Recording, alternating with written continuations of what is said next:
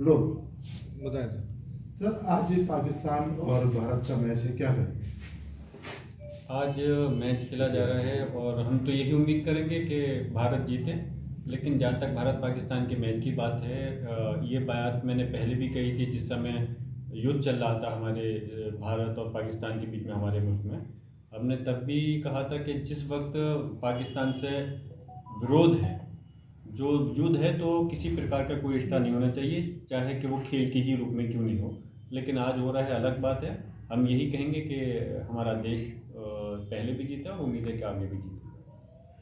सांसद जी अमित जामी फिल्म बना रहे हैं, उनका बयान आया कि सांसद विधायक के गले में पट्टा डाल देगी सरकार।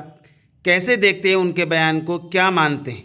देखिए, ऐसे व्यक्ति के खिलाफ मैं कोई टिप्पणी भी नहीं करना चाहता जिसके कोई वजूद हैसियत भी नहीं हो, क्योंकि हम भी उसी से के ख़िलाफ़ कोई बात कहना चाहते हैं जिनका कि मैं कोई घमंड तकब्बुर में करा, जिसका कि कोई हैसियत अपना होती है। ये वो लोग हैं जिनको कि समाज नकार चुका है और चंद पैसों के लालच में इस प्रकार की बात करते हैं। जब फिल्म का एक पोस्टर जारी किया गया था, उस समय मैंने इसने टिप्पणी नहीं करनी चाहिए, क्योंकि मैं इनके मकसद को कामयाब नहीं करना चाहता। इनका मकसद था कि नफ़रत को फैला करके संभल की जो गलत जो इमेज है वो जाहिर कर करके शासन के, सरकार के अच्छे बने और फिल्म को हिट करा करके पैसे कमाएं। तो इस प्रकार के लोगों का जो इस प्रकार की टिप्पणी करी है, मैं तो कहूँगा ये दो कौड़ी के लोग हैं। इन लोगों को आप लोग भी वज़न नहीं दें, इनका कोई हैसियत वजूद नहीं है। और इस प्रकार की टिप्पणी करना न सिर्फ एक निजी व्यक्ति मेरे खिलाफ सिर्फ ये टिप्पणी है, बल्कि जो लोकतांत्रिक संस्था हैं उनके पर भी एक अपमान है, क्योंकि हर चीज़ की गरिमा होती है। आज हम भी देश की सबसे बड़ी पंचायत में बैठे हैं, तो हम इस चीज़ का ख्याल रखते हैं कि किसके खिलाफ़ क्या अल्फाज बोलना चाहिए, क्या नहीं। लेकिन जो इस प्रकार की अल्फाज का इस्तेमाल कर रहा है और जो संभल के लोग चाहते हैं कि शांति व्यवस्था कायम रहे और यहाँ पर लोगों को अपनी अच्छी तरह से अपनी ज़िंदगी जी सके और विकास हो, लेकिन जो लोग इस प्रकार की घटिया सोच वाले संभल की इमेज ख़राब करने के लिए, या उन्होंने देखा पोस्टर पे कोई मेरा बयान नहीं आया तो इस प्रकार की वो कर दी, तो पहले तो उसमें पुलिस प्रशासन को कार्रवाई करनी चाहिए थी जो माहौल ख़राब कर रहे हैं।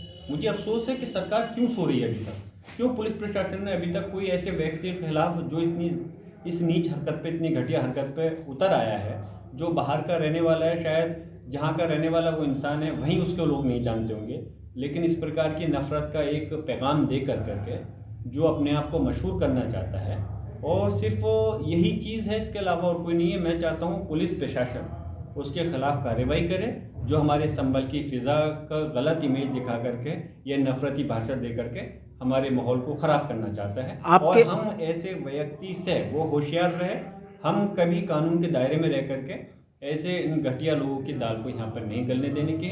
और मैं सिर्फ खुद ही नहीं कह रहा, मैं अपने सारे समाज वर्ग के लोगों की बात कर रहा हूँ, और इंशाल्लाह मुझे उम्मीद है कि इन लोगों का जहाँ समाज ने बहिष्कार कर रखा है, आने वाले समय के अंदर, पहले भी आपने देखा होगा, पहले भी इनकी जो मूवी थी उसका बहिष्कार हुआ, आने वाले समय में ये आगे कानूनी दायरे में रह करके आगे कामयाब नहीं हो पाएंगे।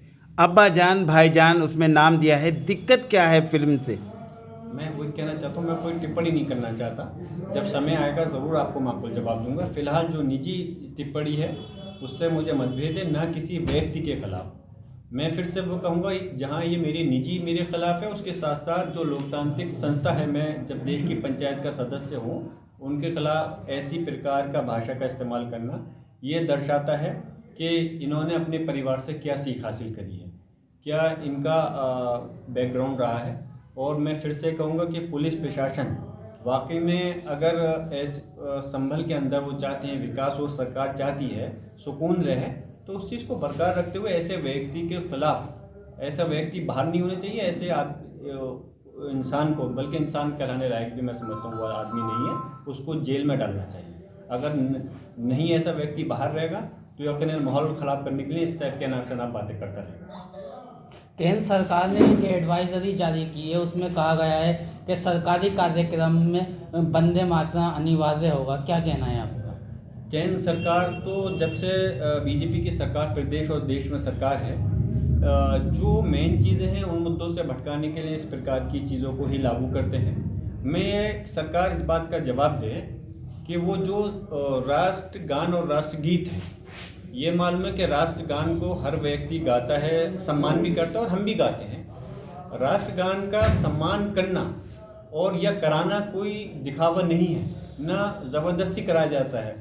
मैं अपने देश से मोहब्बत करता हूँ, राष्ट्रगान का सम्मान करता हूँ, करता रहूँगा, और हमें बार बार इस चीज़ का सबूत देने की ज़रूरत नहीं है मैं या हमारा समाज इस देश के प्रति कितना वफादार है। जिन लोगों को कोई शक शुबा है वो इतिहास को पढ़ लें, फिर उनके लिए इतना काफ़ी होगा कि हम लोग इस समाज का क्या योगदान रहा है। जहाँ तक इस चीज़ की बात है, मैं यही कहूँगा कि केंद्र सरकार को वो काम करने चाहिए जो जनहित में हो, जिससे कि देश आगे बढ़ सके। मैं पूछना चाहता हूँ, ये चीज़ लागू करने से कौन से व्यक्ति का, या मुस्लिम समाज को छोड़ो, हिंदू समाज के हमारे भाइयों का भी कौन सा सम्मान हो जाएगा, या उनको कौन सा रोज़गार मिल जाएगा, या उनका कौन से कॉलेज यूनिवर्सिटीज़ इस चीज़ से खुल जाएंगी, कौन से फैक्ट्रियाँ खुल जाएंगी।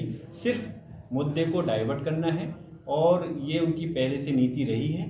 अभी संसद के अंदर विपक्ष ने पूरी मजबूती के साथ में सरकार की गलत नीतियों को आईना दिखाने का काम किया है, इसलिए उससे मुद्दों से भटकाने के लिए इस प्रकार की चीज़ को लाया गया है। नसीमुद्दीन सिद्दीकी जी सपा में शामिल हुए हैं, तो इससे सपा कितनी मजबूत हुई है?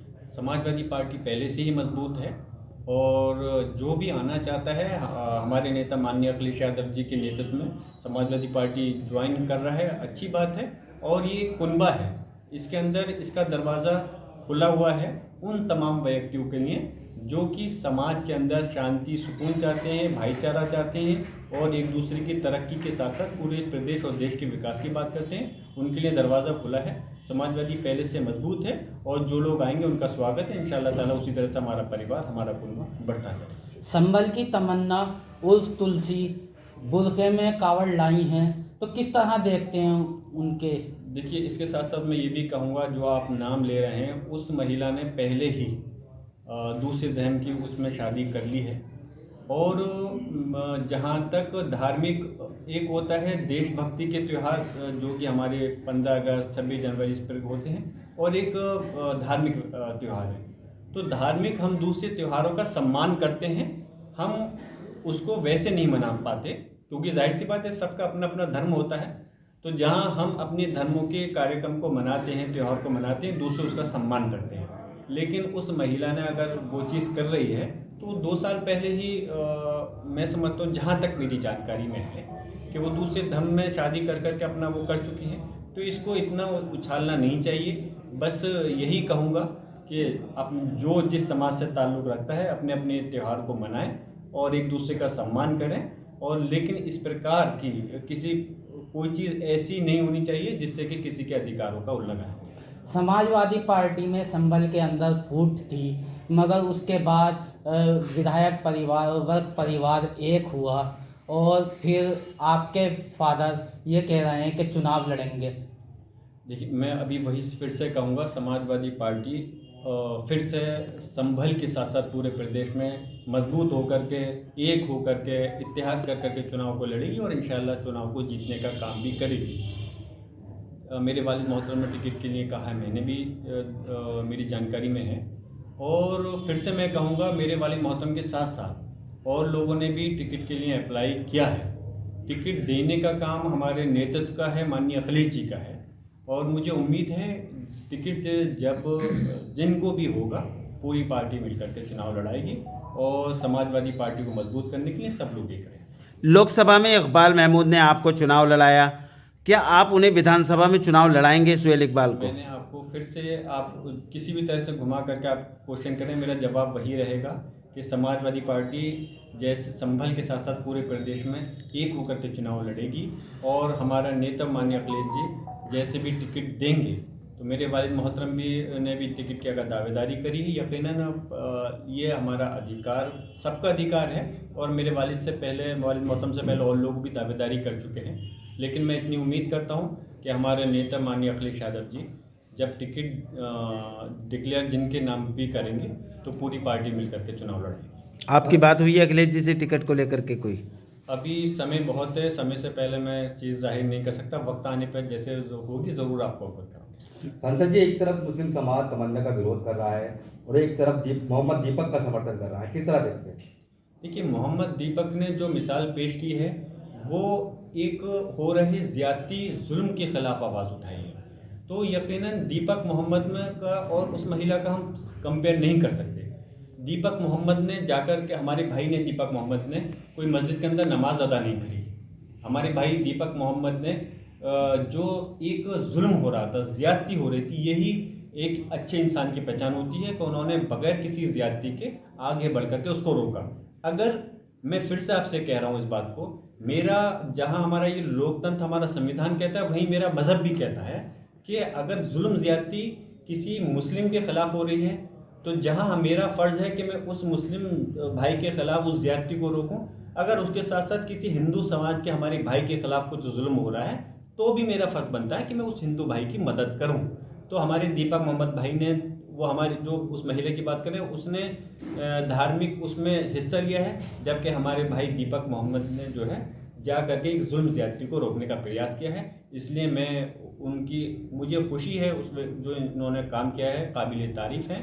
और इंशाल्लाह आने वाले वक्त में एक नहीं, उनको देख करके इस देश के अंदर ऐसे दीपक मोहम्मद हज़ारों और लाखों की तादाद में, आपको करोड़ों की तादाद में नज़र आएंगे, जो कि भाईचारे को बढ़ाने का काम करेंगे। शौकत अली कह रहे हैं कि हिंदू भाई 4 की जगह 14 बच्चे पैदा करें, किस तरह देखते हैं उनके मैंने बयान इस को? सिलसिले में दिल्ली में भी मुझसे पूछा था हमारे मीडिया के भाई ने, तो मैंने यही कहा था कि ये एक निजी मामला है।